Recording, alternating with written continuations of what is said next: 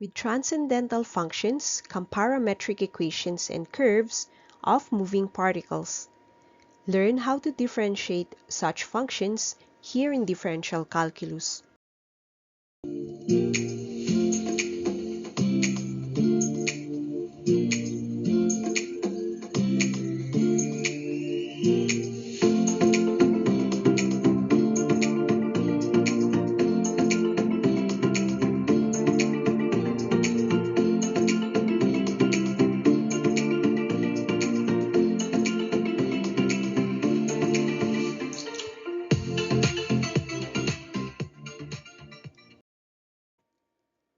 Before working on the differentiation of parametric equations, we should review what they actually are. According to Britannica, a parametric equation is another type of function which contains an independent variable, mostly taken as time or t. These functions do not affect each other, although they do complement in creating the curve, which is also called a parametric curve. Say we have a rectangular function y is equal to the square of x. These can be converted in parametric equations, which are the functions of t, like x is equal to t and y is equal to t squared. T in these functions is called parameter, thus the name parametric functions. Let's warm up by converting the two parametric equations into the rectangular or Cartesian form. X is t squared plus 3 and y is 2t minus 1. Having y as a unit degree equation, we take t from this function, which turns out as y plus 1 all upon 2. This new equation of t is substituted into the x equation. Simplify terms to have x is equal to the square of y plus 1 all over 4 plus 3. Now, take the least common denominator to unify terms to have x is equal to the square of y plus 1 plus 12 all upon 4. Cross multiply 4 to the other side to get 4x is equal to the square of y plus 1 plus 12. Isolate the term with y, then take the square root to free the term from the exponent.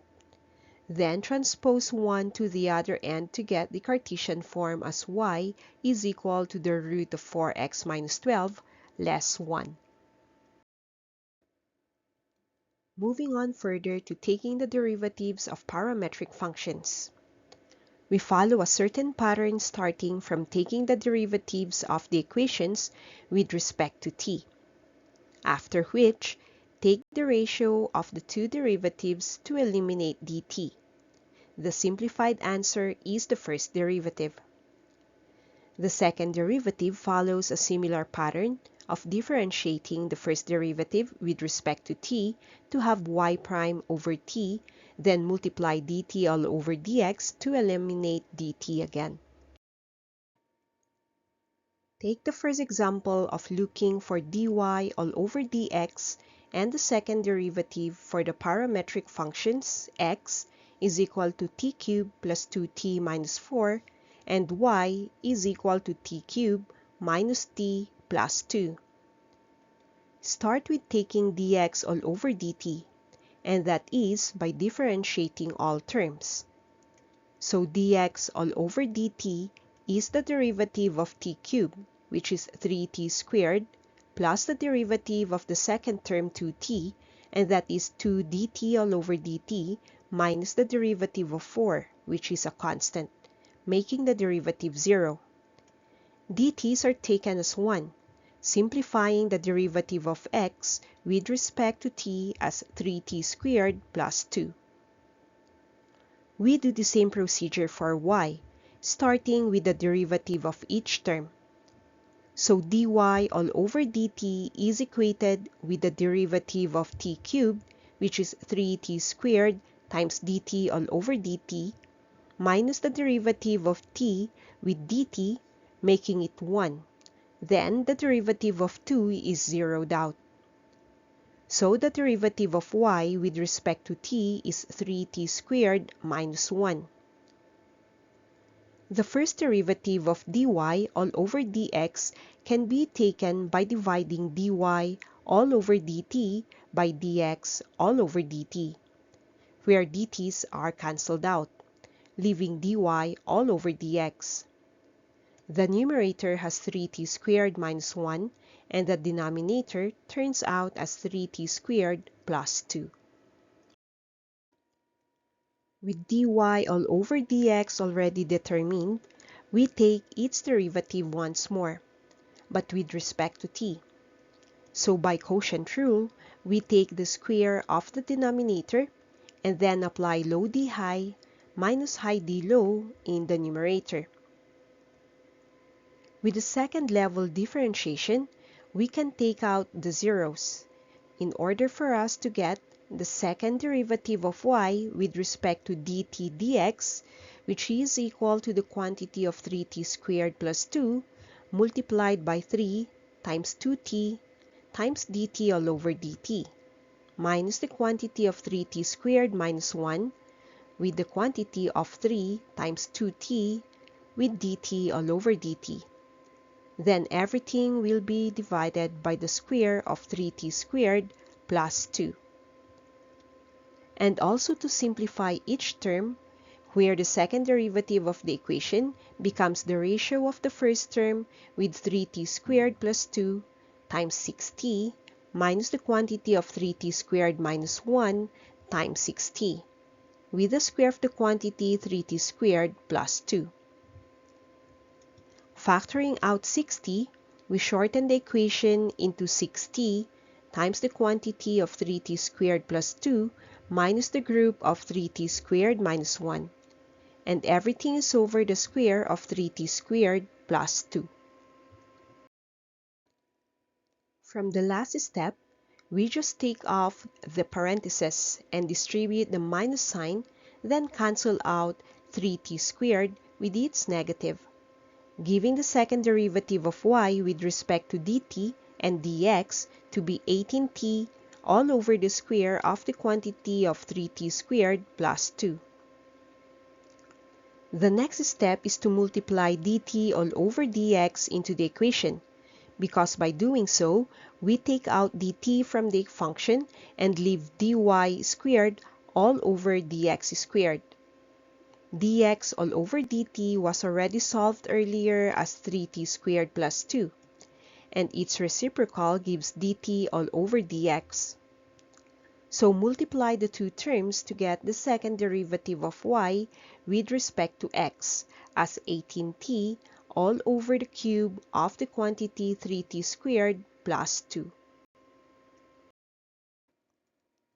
Take the next example of looking for the first and second derivatives with respect to x for the parametric equations x is equal to 3 times the square of t minus 2 and y is equal to 9t squared plus 4. Again, starting with x, we differentiate the function and use the power rule to have the constant 3 times 2 of t minus 2 with the derivative of t minus the derivative of 2, making dx all over dt as 6 times the quantity of t minus 2. Also take the derivative of each term in the y equation to make dy all over dt as 9 times 2t plus 0, and the function can be simplified as 18t. To take dy all over dx, divide dy upon dt by dx upon dt, so to cancel the dt's and leave dy all over dx. Dy all over dt is 18t, and that's the numerator. Dx all over dt is 6 of t minus 2. Lastly, simplify the constants to have dy all over dx as 3t all over t minus 2. For the second derivative, take d all over dt of the one we just solved. Then again by quotient rule, we have the second derivative of y with respect to dt dx is the quantity of t minus 2 times the derivative of 3t minus 3t times the derivative of t minus 2, and everything is divided by the square of t minus 2. The terms can be further differentiated into its simplified form of 3 times the quantity of t minus 2 and again minus 3t, all over the square of t minus 2. Take out the parentheses by distributing 3, where it is noted that 3t and negative 3t cancel out, leaving the simplified second derivative of y with respect to dt dx as negative 6 all over the square of t minus 2.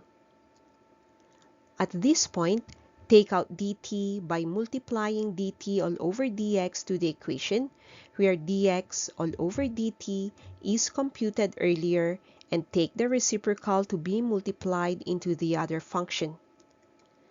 Cancel out 6 to simplify the second derivative as negative 1 all over the cube of t minus 2.